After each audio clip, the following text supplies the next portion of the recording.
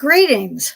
Welcome to the Urban Fantasy Track author interview series. I'm joined today from across the pond by the wonderful Benedict Jacka, and I am so excited to have you here and to get to speak to you about one of my favorite urban fantasy series. So thank you so much for joining me today. You're welcome. It's good to be here. Nice to talk to you. Now, the first question that I always ask everyone in these interviews is, did you read fantasy or science fiction as a child or young adult? Yeah, I spent a huge amount of my childhood reading. I think between being babyhood and age 18 or so, I spent more time reading fiction than most people do in their entire lives by a long way. I used to carry books around with me wherever I went. You're one of those people that used to walk across the street reading and people would have to remind you to look both ways? Something like that, yeah. Yeah. I actually used to carry two books with me all the time. So when I finished one, I'd start the next one. You'd have a backup, yes. Very good. And I find that to be true for most authors in the genre, that they did begin, early, that their interests began early in life. Now, you're, of course, now completed, or, well, at least the novels themselves, your Alex Verus series, and I've got a hard copy of the first one here, so I will hold that up.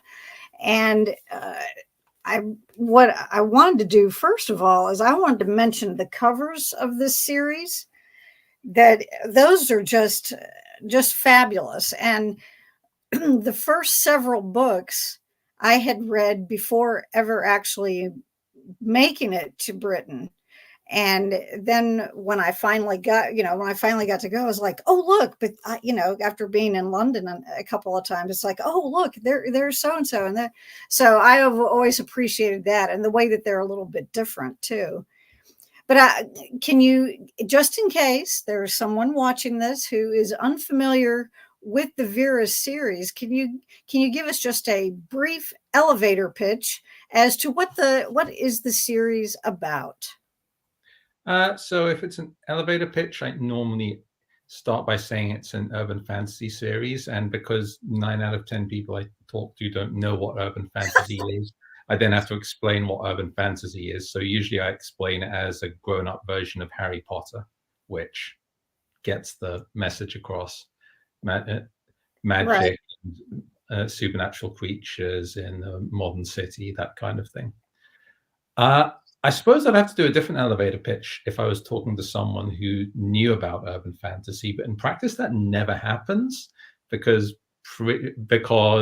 practically nobody I talk to actually knows what the subgenre is.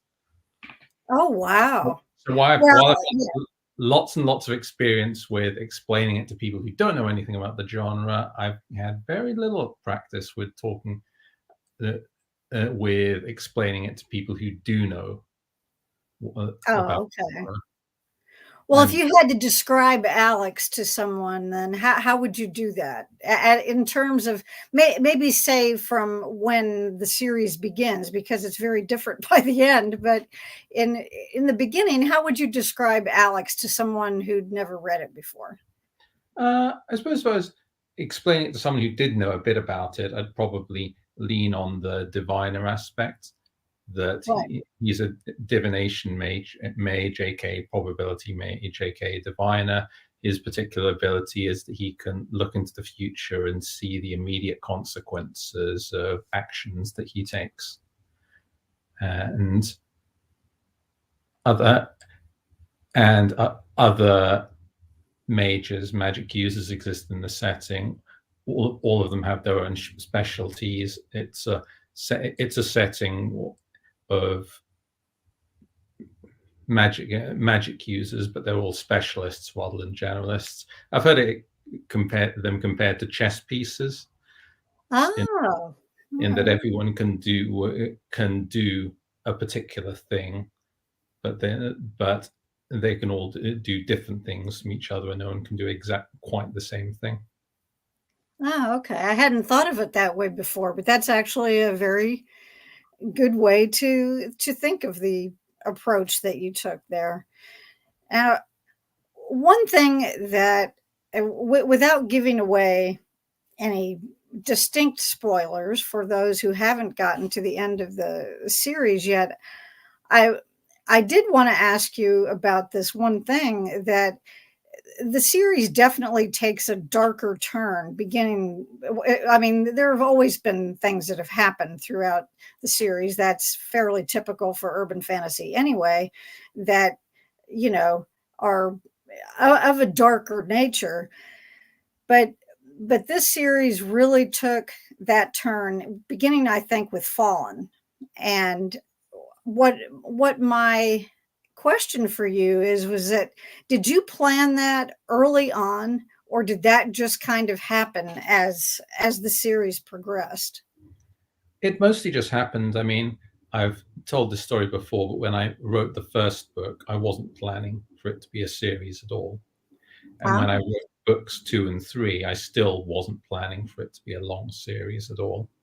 It was only by the time I got up to about book 4 that I started planning things out at length. I think by about book 5 or 6, I was sort of planning for something like that to happen, but certainly not from the beginning. Gotcha. Yes, publishing being what it is, one never really knows for sure how long something's going to go in the first place, right? Well, So, it's more than that. It was that when Alex Verus first came out, I wasn't a established author. I was basically a failed author. I'd had a couple of things published which had been commercially unsuccessful, and since then I'd written a whole bunch of books and sent them off to my publishers, and they'd all been rejected. So I actually got to the point where I'd given up on making it as an author completely. So by the time okay. I wrote book 1, the idea of it being a long-term series was really not on the radar at all. Well, thankfully, you stuck with it, and thankfully, they had the good sense to publish it and keep asking for more, because I mean, I think it's a fascinating series. And I was talking about the covers earlier, and I think it's interesting, kind of the juxtaposition that it starts this way, um, with the first book and with Faded, and then the final book, Risen, the is this kind of light color, and whereas in the beginning it was all, fire. So that was an interesting, I think, juxtaposition also, for the series itself. Now, when did you know that you were probably going to be ending the series with book 12? Uh, I think I had the general sort of idea for for where it was going to end by about book 6 or something. And I think it wasn't, but I think it wasn't until book 9 that I became sure that yes, 12 was the final number. So I think about book 9. So that was Okay. about 3 years before book 12 was written.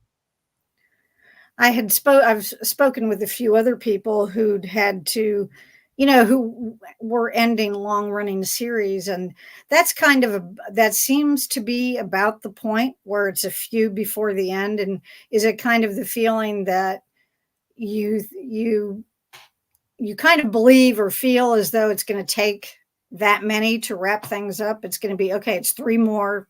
I've Yeah. got it in my head, that kind of thing. Yeah, it takes quite a while to actually get from deciding to end it to reaching an Right. actual ending, at least if you want to tie up all the plot threads and bring it to a proper conclusion and so on. Right. Okay. And you did have, the novella Gardens that came out after Risen, that, we don't see a lot of Alex in that one, but we do see some other familiar faces. And what my question for you is, without, if there's something you're allowed to say, um, do you have any plans to do any more novellas in that world? I did think about it, but at the moment I don't have the time because I'm Right. spending my time on the new series instead. I did have another one vaguely planned out, but while I kind of liked it, I didn't love it. And in any case, I was too busy with trying to get the next book written, so I didn't Right. really have the time to fit it in. Well, and I'm sure it's difficult to put a lot of blood, sweat, and tears into something you don't absolutely love. So, who knows? Maybe that idea will come back to you at some point in the future in a different form, right? You never Also, know. also, my novellas are a bit experimental. They're they aren't so much things I have planned out. They're the place where I try out experiments and do things a bit differently. So I'm never really sure exactly how they're going to be received because often I'm changing the formula up a little bit. So, so Well, the it's idea, probably the idea being that it's much less of a risk to do something like that with a novel, with a novella, than it is for a full length novel. and I get that would make sense if you wanted to try out different things to do it in that way, just because, as you say, well, for one thing, you're not risking a whole book on, trying out something like that. So I Pretty I much. can understand why that would be a good format to do it in. Now you mentioned your newest series, which is The Inheritance of Magic, and what can you tell our viewers about that series? What's your pitch for that one? It's an urban fantasy series like my previous one. Younger protagonist, less dark and murderous than the Alex Verus series. Um, Weirdly enough, it originally span out of an interest in economics, which I don't think is something that people normally associate with urban fantasy. But whether in Alex Verus, Alex was running a magic shop, but that was never really a big part of the story. It was just a side job that he did and was Hmm. fuel for some comedy sketches from time to time. But at some point, I started getting interested in the idea of how a shop in a magical setting would work. And so when I designed the setting for the new series, something I wanted to do was have a magical economy and the mundane economy and actually have them integrated. So everything in the magical economy would have a price in real world terms. Right, the catalog. That's great. Yeah, Yeah. here's the catalog that you can look at, and yes. Now I thought that was quite a fun idea. it is, and there's quite a difference between the magic systems in the two series. And what can you tell people, just kind of the basics about, especially about in the Inheritance of Magic series, how that magic system works in, just in brief terms, or how it's based? I wanted it much more economics based rather than uh, innate gift based. So the way magic in settings often works is via the sort of innate gift model, where some people are magic users and some people aren't, and this is just some inborn thing that completely sets them apart from everyone else. Like that's the model for something like Harry Potter, where you've got this tiny fraction of people who are magic users and everybody else are muggles, and that's it. There's an ironclad dividing line between the two of them.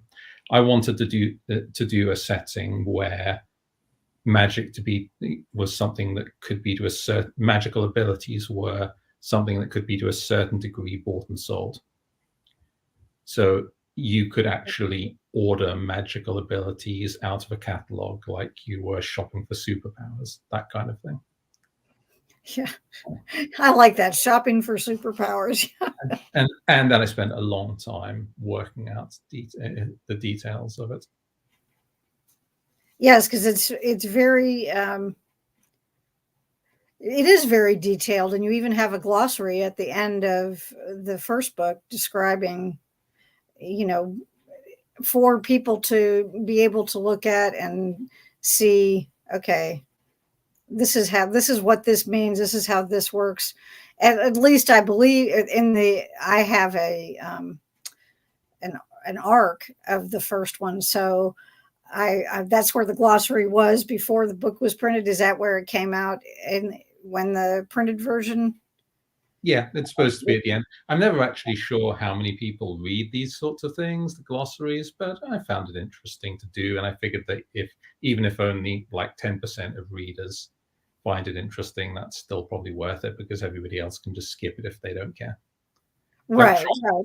I try to write the book so you don't need to read the glossary, but there's a certain minority of readers who do find that kind of thing really interesting, and they often tend to be the really devoted ones anyway. So Right, right.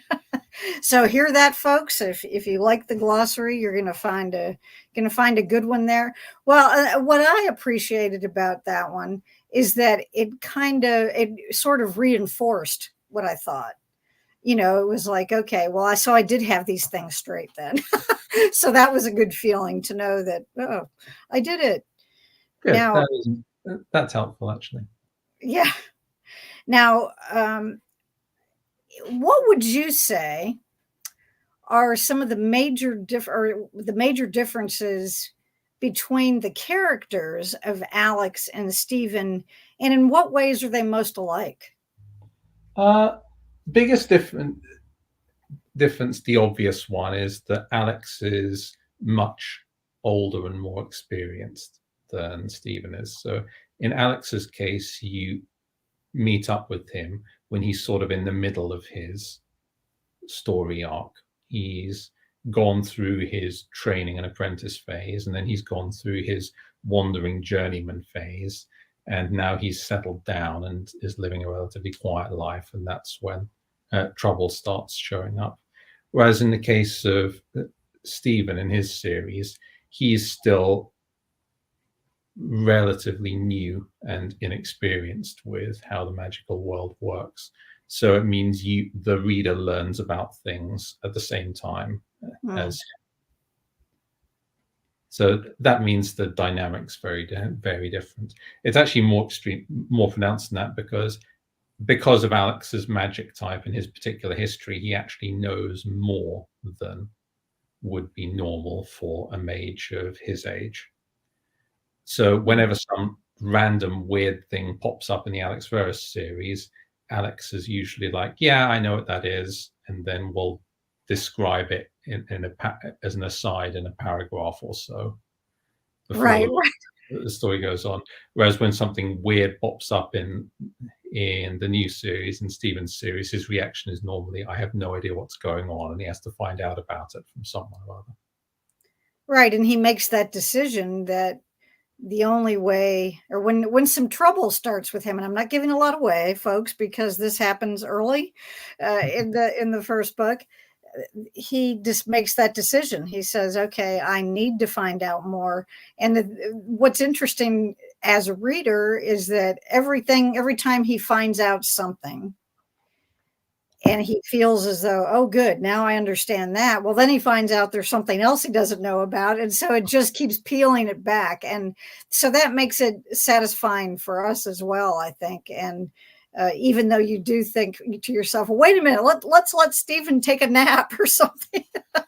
Yeah, let's let the poor guy have a rest at some point. But yes. Another difference is that the Inheritance of Magic series, the one with Stephen in it, it's sort of a cross between, it's mostly urban fantasy, but it's also got elements of what's called progression fantasy.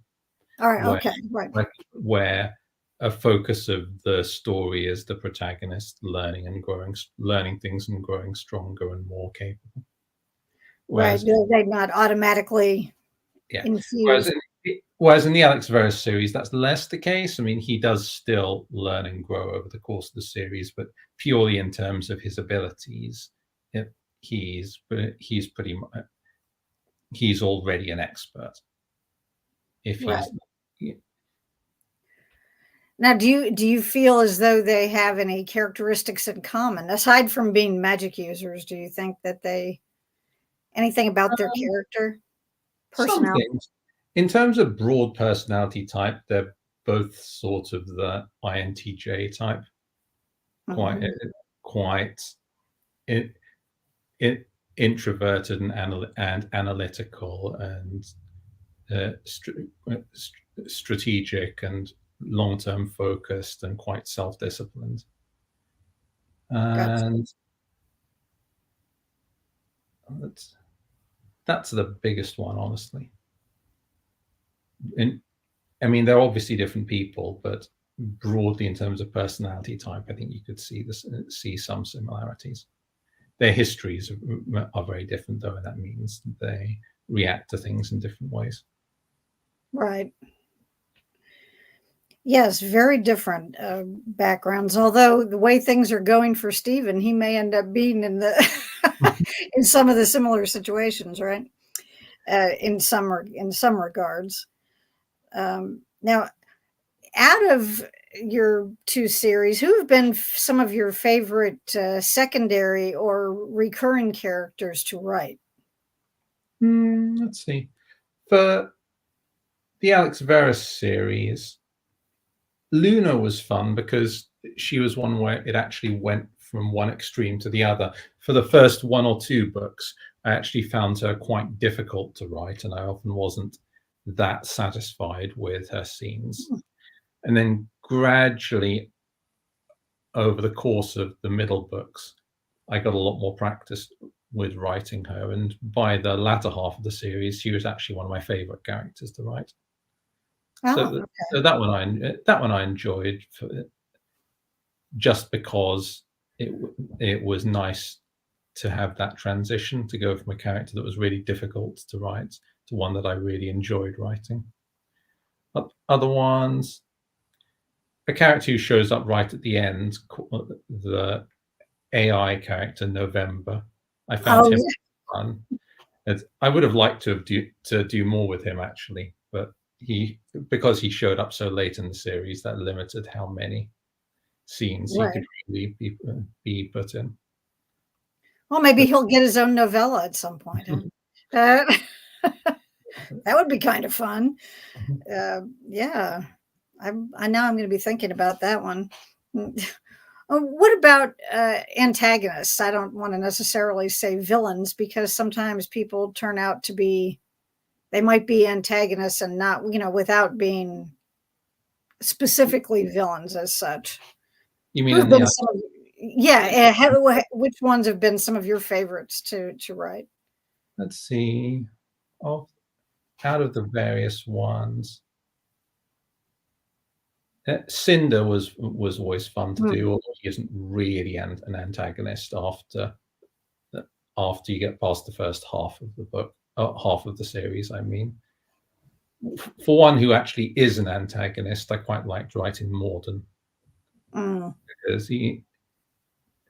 because while he absolutely was one of Alex's enemies, he was also probably the most intelligent of them, and so he was the one where Alex could work with the most.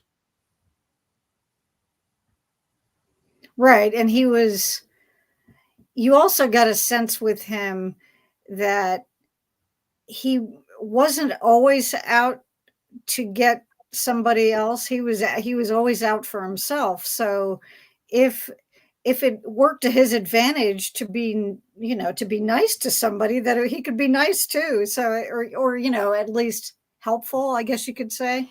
So but I did and always enjoy reading him when he turned up because you never knew what to expect. Yeah, The which Morden are you going to get at this point? yeah. I think those were probably the two I liked writing the most. Okay. Well, maybe we get a Morton novella. Yeah, who knows?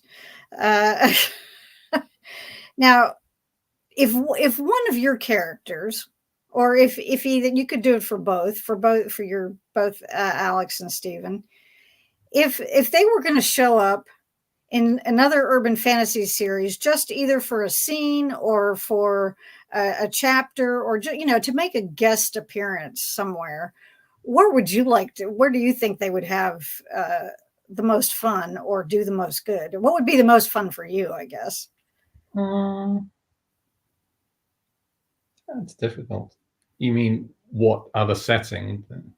Yeah, if there were another series, for example, that another urban fantasy series where Alex could show up, and like, would he work with Harry Dresden, or would he work better in a different magical setting, or would it be comical? What would be enjoyable for you, even if it were just for a scene?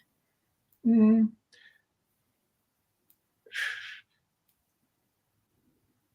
The Dresden Files would probably be the most fun, but I think that's because the Dresden Files setting is just a really fun one to Right. play with and write things in.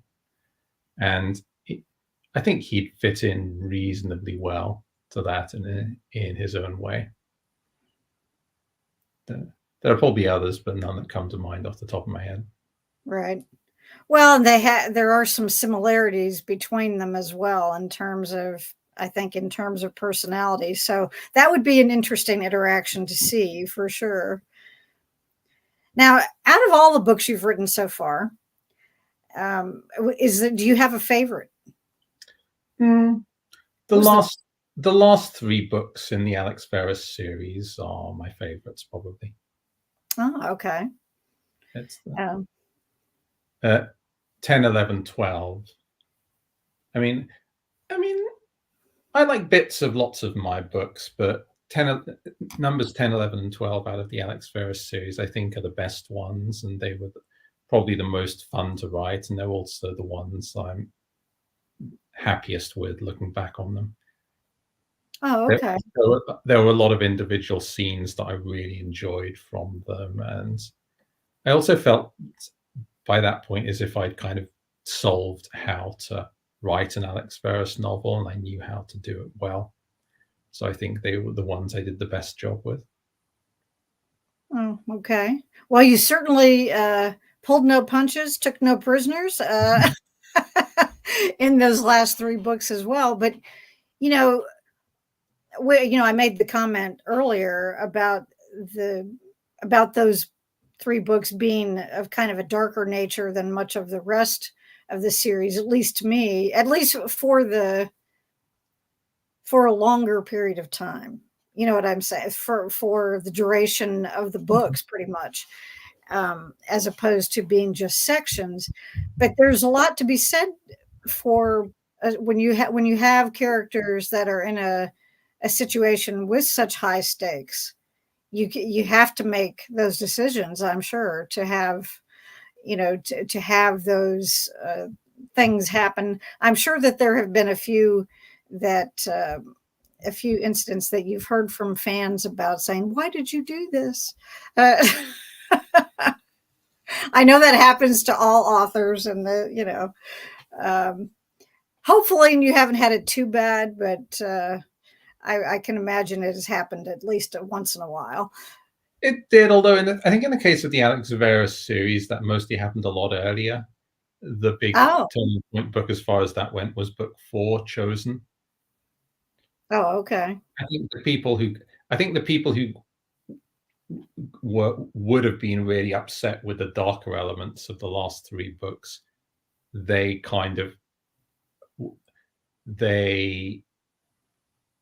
hit that particular point back in book 4. Oh, By okay. the time it got to books 10, 11, 12, the only people left still reading it were the ones who liked that aspect of the series.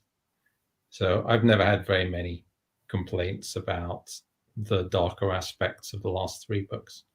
Oh, well, good.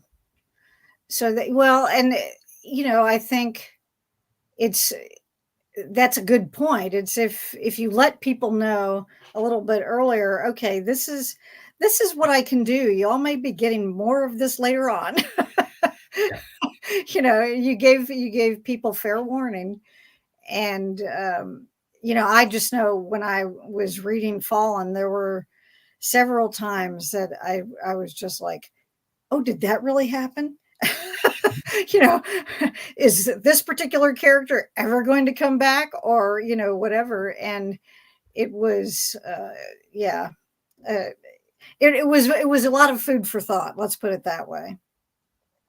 Now, the other side of that question about if you had a favorite was there one of the books, or even more than one, that was more that you struggled with a little more, that was a little more difficult either to write or just you know to get through? Yeah, book 5 was really difficult.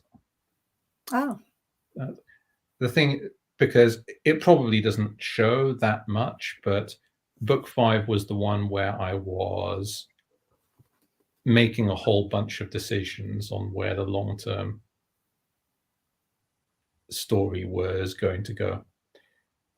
And I hadn't, so and at the time I started book 5, I hadn't actually figured out answers to a lot of those questions.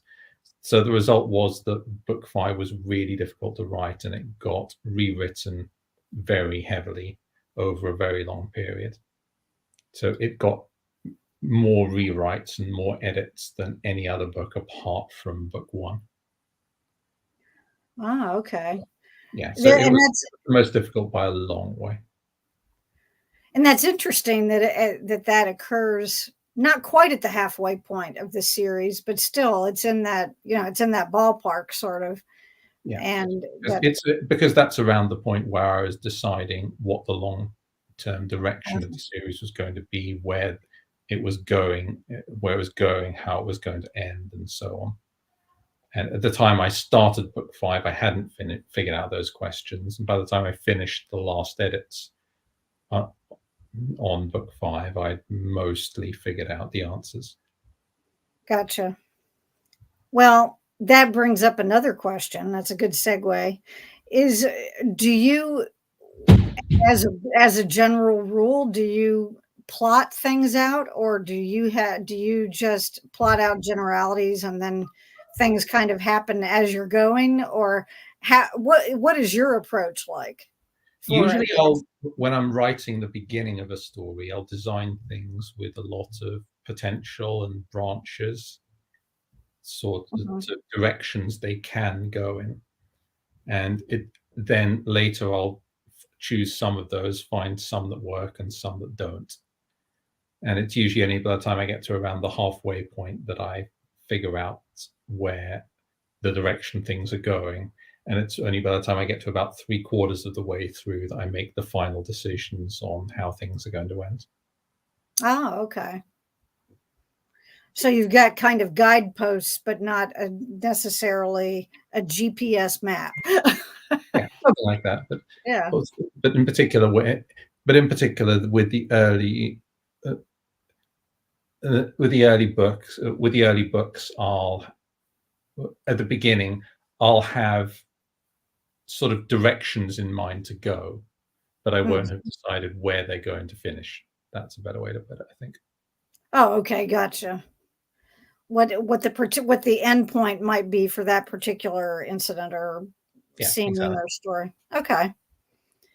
Now, when it comes to your own pleasure reading, who are what are some authors or types of things? Do you read a lot in this genre, or do you like to read outside of the genre Uh, primarily? How does it work? I used to read in my genre a lot more. I read in it a lot less nowadays, simply because at this point I've kind of tried everything Mm, that I would be interested in a genre. I've already read all the ones I really like. So nowadays I'm much more likely to read stuff a long way outside the genre instead. If and certainly if I'm getting ideas from somewhere, it's more likely to be from somewhere a long way away. oh, okay. Something, and I've heard, you know, people say that for different reasons. I think sometimes it's because, well, I'm in these worlds, I'm writing about this stuff all the time. How about I take a break from that kind of thing and, read something different? So I'm sure it gives your brain a break in a way as well. Now, do you have any specific authors that you particularly enjoy at this point in time? Lots, but a lot of them are ones I've been reading a long time in the past. Like I've always been a big fan of Agatha Christie, for instance. Okay. But that's been since a very early age. I've been reading those books since I was, I don't know, 10 or something plus. Wow. So once I'm reading newer authors, not so many, to be honest. One I'm reading, one who is still writing and who's doing an ongoing series at the moment that I'm a fan of, is a guy called Matt Dinnerman. Oh yeah, his series. That one's really fun. He will be at Dragon Con this year, as a matter of fact. Cool. Yeah, it would be nice to talk to him sometime. I'm a big fan of his books. And another author I really like, who I've read most of his library, is Jack Vance. Oh, okay, right. Vance. I don't actually know exactly how you pronounce it. But my father had a big collection of those books, and I've got most of them now. The thriller type science fiction. He was one of the. Oh, okay. I have him mixed up with someone else. He was one of the not big, the 20th century science fiction writers. Had a very wide body of work. Wrote a lot of different books over a very long time. He started writing a bit after World War II, and he kept on going until the early 2000s, I think. He had a very, very long career. And yeah, I guess so. But he's one of those authors who's not too widely known, but he was quite influential. He was really good at world building and setting creation. He'd come up with just random stuff off the top of his head, and would just throw it into books, and and a lot of it would end up getting used much later. Like the entire magic system from Dungeons and Dragons is based on Jack Vance's magic. It's actually called Vancian casting. It's named after him, and a lot of the spells in D&D are named after ones from Jack Vance's setting. Oh, how about that? Well, there you go. I certainly had no idea, so that's great. Now, for my last question for you, I'm just always curious. I get different answers from everyone to this one. And then this is kind of another craft question, but do you prefer absolute quiet when you're writing, or do you like some kind of background sound of some sort? Quiet is better. I do a lot better in quiet. Sometimes I'll put on music to listen to, but most of the time I find peace and quiet makes it easier to think. Oh, okay. So just no distractions at all then. Exactly. Yeah. Gotcha. Well, and that's kind of where I am too when it comes to working on something very specific. So I know other people that, I mean, not a novelist or anything. So, but I mean, just working on something that requires a lot of concentration. It's like, I don't know any of those distractions. So it's always interesting to me, to hear people's different preferences. Now, I think you have the second book in Stephen's series, in the Inheritance of Magic series, An Instruction in Shadow. Is that correct? Yeah, An Instruction in Shadow. I'd show you a copy, but I haven't actually got the proofs quite yet. I think they're probably going to come in a month or so, something like that.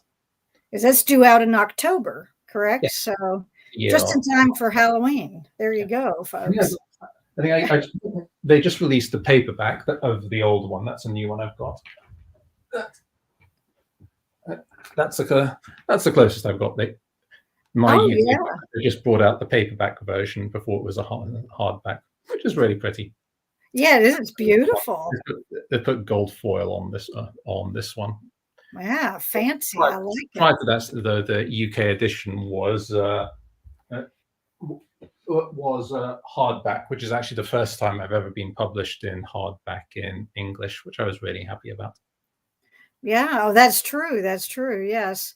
I have book 2 on pre-order, so I'll be looking forward to it. And I'll have to look out in the wild. I just recently came back from a trip to Britain, and I always enjoy going in the bookstores, and I got too many things that made my suitcase quite a bit heavier. Not over the limit, but enough that it was harder to, pull it around. And my husband was like, "What have you got in here?" Well, you can't expect me to go to England and not find some books. So, but it's always fun to go and look and see how things are different. But that's a gorgeous version.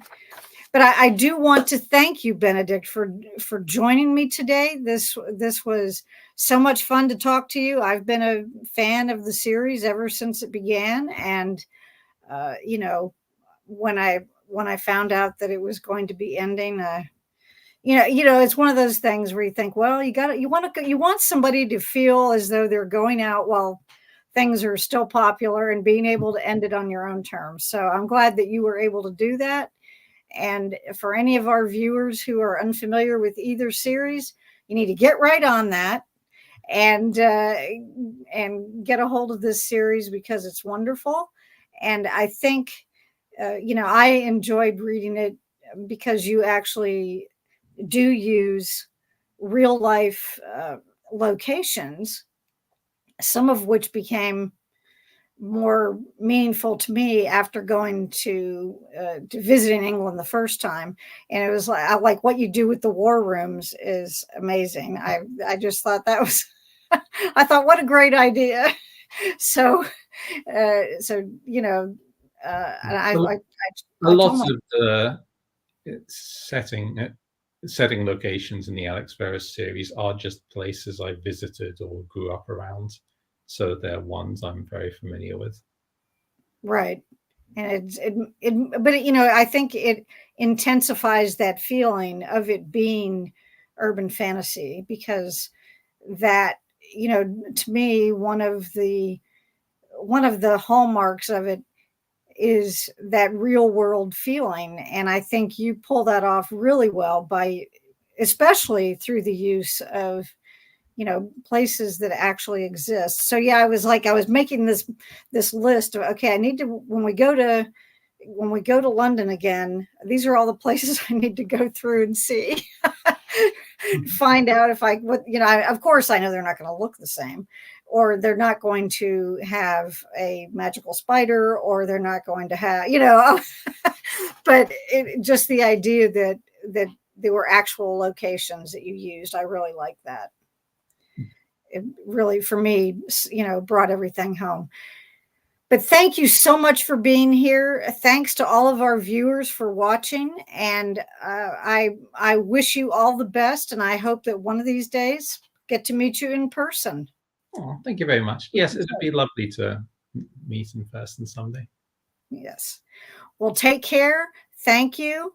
And I will look forward to, maybe getting to talk even this way again. So thanks very much. I really appreciate it. No problem. It was good to talk to you at last. Yes. Thank you. Thanks. Goodbye. Mm-hmm.